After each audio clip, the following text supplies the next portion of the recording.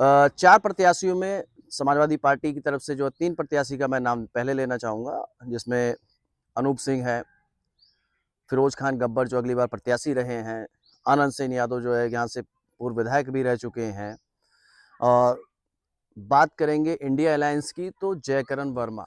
बीकापुर विधानसभा से लगातार जब हम लोग कवरेज कर रहे हैं, जनता से बातचीत की जा रही है, जो समीकरण समझ में आ रहा है जनता से बात करने के बाद में, जो लोग बोल रहे हैं, जो विश्लेषण निकल के आ रहा है, आज उस पर हम बात करने जा रहे हैं। बीजेपी की बात करेंगे, समाजवादी पार्टी की बात करेंगे, बसपा की बात करेंगे। तीनों पार्टियों की हम बात करने जा रहे हैं। पार्टियों के प्रत्याशियों की बात करने जा रहे हैं। एक एक पार्टी से कई कई प्रत्याशी जो है मैदान में रहे। सबसे पहले हम बात करेंगे जो दूसरे नंबर पे थी अगली बार, समाजवादी पार्टी। समाजवादी पार्टी के बारे में पहले बात करते हैं। करीब 3 से 4 प्रत्याशी जो है दावेदारी पेश कर रहे हैं। संख्या और भी चुनाव आते आते बढ़ सकती है। कई और दावेदार जो कर रहे हैं, जो खुल के सामने नहीं आ रहे हैं। लेकिन जो 4 प्रमुख नाम है, जिसमें एक नाम मैं इंडिया गठबंधन का भी लेना चाहूंगा, क्योंकि इनके साथ में समाजवादी पार्टी के साथ में तमाम और अलायंस भी लड़ती हैं, जैसे कांग्रेस है और तमाम और पार्टियां लड़ती हैं, तो उसमें हम इंडिया अलायंस की भी बात करेंगे। चलिए फिर बात करते हैं। 4 प्रत्याशियों में समाजवादी पार्टी की तरफ से जो 3 प्रत्याशी का मैं नाम पहले लेना चाहूंगा, जिसमें अनूप सिंह है, फिरोज खान गब्बर जो अगली बार प्रत्याशी रहे हैं, आनंद सेन यादव जो है यहाँ से पूर्व विधायक भी रह चुके हैं, और बात करेंगे इंडिया अलायंस की तो जयकरण वर्मा। यानी कुर्मी वोट बैंक जो है जयकरण वर्मा के साथ दिखाई देता है। तो कांग्रेस अगर यहाँ से कोई प्रत्याशी उतारती है तो जयकरण वर्मा की दावेदारी भी मजबूत है। तो चलिए इन चारों प्रत्याशियों पे बात करते हैं, लाइन बाय लाइन सभी के बारे में हम बात करेंगे। क्या समीकरण निकल के आया, क्या लोगों ने बोला, क्या दिख रहा है धरातल पे। तो पहले हम समीकरण की बात कर लेते हैं। जयकरण वर्मा कांग्रेस से दावेदारी कर रहे हैं, यानी कि समाजवादी पार्टी और कांग्रेस गठबंधन से मैदान में आ सकते हैं अगर कांग्रेस के खाते में जाता है तो। दूसरी चीज, जयकरण वर्मा अगर आते हैं समाजवादी पार्टी में तो क्या समाजवादी पार्टी को फायदा मिलेगा, क्या बीजेपी को उसका नुकसान होगा, ये चीज पे पहले बात कर लेते हैं।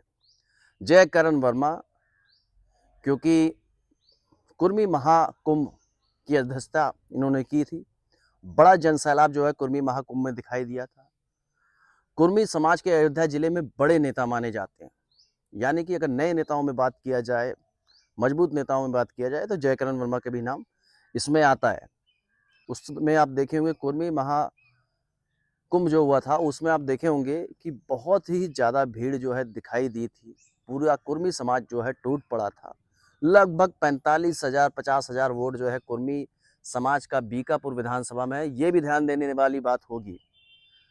अगर जयकरण वर्मा आते हैं तो समाजवादी पार्टी का जो वोटर्स है, यादव है, मुस्लिम है, उसके साथ कुर्मी समाज भी जुड़ता हुआ दिखाई देगा, जो है समाजवादी पार्टी को मजबूती दे सकता है। इसके बाद और भी सभी प्रत्याशियों की बात करेंगे, उनके आने से क्या फायदा होगा और क्या नुकसान हो सकता है, वो सारी चीजों पर बात होगी। लेकिन अगर यहाँ पर कुर्मी वोट बैंक की बात की जाए तो कुर्मी वोट बैंक जो है बीजेपी में भी जाता था, सपा में भी जाता था। अनुप्रिया पटेल की वजह से जो है कुछ परसेंट जो है बीजेपी में भी जाता था। लेकिन अगर जयकरण वर्मा को टिकट मिल जाता है तो समझिए, आप लोग भी सोचिएगा कि क्या समीकरण फिर बैठेगा। बीजेपी में आप समझ ही रहे हैं, अमित सिंह चौहान जो है उनकी चर्चा ज़्यादा तेज है और विधायक भी रहे, ज़्यादातर टिकट मिलने के चांसेस उन्होंने की ही रहेंगे, कोई दूसरा भी हो सकता है। और बाकी बसपा से बात की जाए तो बबलू सिंह है ही है मैदान में। और यहाँ पर अगर बैकवर्ड प्रत्याशी जयकरण वर्मा कहीं मैदान में आ जाते हैं तो कुर्मी वोट बैंक भी सपा गठबंधन के खाते में जाता हुआ दिखाई दे रहा है। कहीं ना कहीं ये भी काफ़ी मजबूत प्रत्याशी हो सकते हैं। दूसरी चीज़, ऐसा लोग कह रहे हैं, ये लोगों का कहना है। दूसरी चीज़, मैं और भी प्रत्याशियों की बात कर लूँगा। अब हम बात कर लेते हैं जो अगली बार जो है प्रत्याशी यहाँ पर रहे थे, फिरोज खान गब्बर की। फिरोज खान गब्बर यहाँ पर चुनाव लड़े हैं, कई चुनाव का उनका अनुभव है। अगली बार भी जो उनका चुनाव था, करीब 5,000 वोट का अंतर था। लोगों से जब हम बात कर रहे हैं तो क्या समीकरण निकलना क्या आ रहा है फिरोज खान गब्बर के लिए, उस विषय पे भी हम बात करेंगे। क्या जो है विश्लेषण निकल के आ रहा है, उस पर भी हम बात करेंगे। मात्र 5,000 का अंतर था। अमित सिंह चौहान यहाँ जीत गए थे, दूसरे नंबर पर फिरोज खान गब्बर थे। 5,000 कोई बड़ा अंतर नहीं होता है। क्षेत्र के बारे में नॉलेज इनके साथ अगर इनकी बात की जाती है तो क्षेत्र के बारे में इनको नॉलेज है, अच्छी खासी इनके पास नॉलेज है क्योंकि यहाँ से चुनाव लड़ चुके हैं। दूसरी चीज़ क्या है कि यादव और मुस्लिम वोट बैंक जो है समाजवादी पार्टी के साथ रहता है। ये है कि बस तीसरा कोई समीकरण जो है इनके आने से नहीं जुड़ रहा है, लेकिन जिस तरीके से इनका चुनाव रहा है, अखिलेश यादव से इनकी नज़दीकी रही है, क्षेत्र में इनकी पकड़ देखी गई है, तो फिरोज खान गब्बर भी एक मजबूत दावेदार यहाँ इस सीट के लिए हैं। अब हम बात करेंगे फिरोज खान गब्बर के बाद में। बाकी आप लोगों को राय अपनी देनी है, हमारी राय नहीं रहेगी कौन मजबूत होगा, राय आपकी है, जनता की है, जो लोग आप लोग कमेंट करेंगे आपकी है। और जितने लोग देख रहे हैं वीडियो को लाइक शेयर करते रहिएगा और देखेंगे कमेंट किसके लिए ज़्यादा आता है, क्योंकि सब कुछ जो है जनता पे डिपेंड करता है। अब हम बात करेंगे अनूप सिंह की। अनूप सिंह अगर यहाँ पर समाजवादी पार्टी से टिकट पाते हैं, करीब 20-25 साल से ये भी मैदान में लगे हुए हैं, क्षेत्र में अच्छी पकड़ है, जनता में अच्छी पकड़ है, लगातार क्षेत्र में बने हुए हैं, 25 साल का अनुभव है और कहीं ना कहीं सहानुभूति भी इनके साथ दिखाई दे रही है कि 25 साल हो गए अभी टिकट इनको मिला नहीं। जनता के बीच में लगातार सेवा कर रहे हैं, हर समाज में अच्छी पकड़ है। इसके साथ अब बात करते हैं समीकरण की। अनूप सिंह चूंकि क्षत्रिय समाज से आते हैं, यादव मुस्लिम वोट जो है समाजवादी पार्टी में ऑलरेडी है।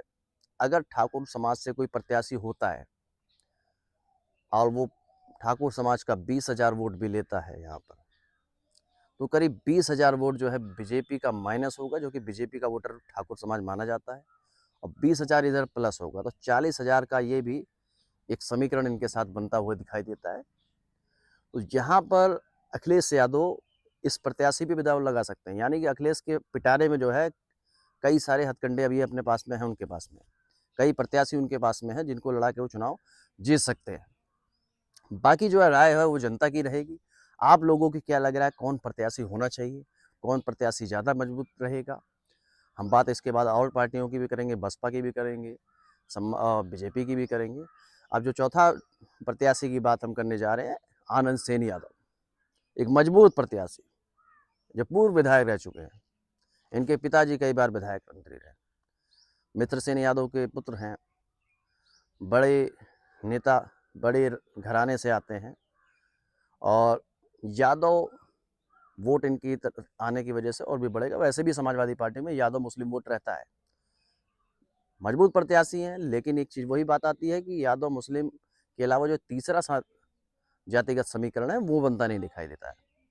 लेकिन अगर यादव मुस्लिम वोट बैंक की बात की जाए, समाजवादी की वोट की बैंक की बात की जाए, बहुत ज़्यादा जो अंतर देखने को नहीं मिलता। तो ये चार जो प्रत्याशी है, इन चार प्रत्याशियों में से ही कोई एक प्रत्याशी होगा यहाँ से। हालांकि आनंद सेन की बात ये भी चल रही है कि गोसाईगंज से भी दावेदारी कर सकते हैं और रुदौली से अगली बार चुनाव ही लड़े हैं, तो अलग सीट से भी ये जा सकते हैं। लेकिन ये 3 और या 4 ही प्रत्याशी में से जो है इंडिया गठबंधन का प्रत्याशी जो है बीकापुर विधानसभा में होगा।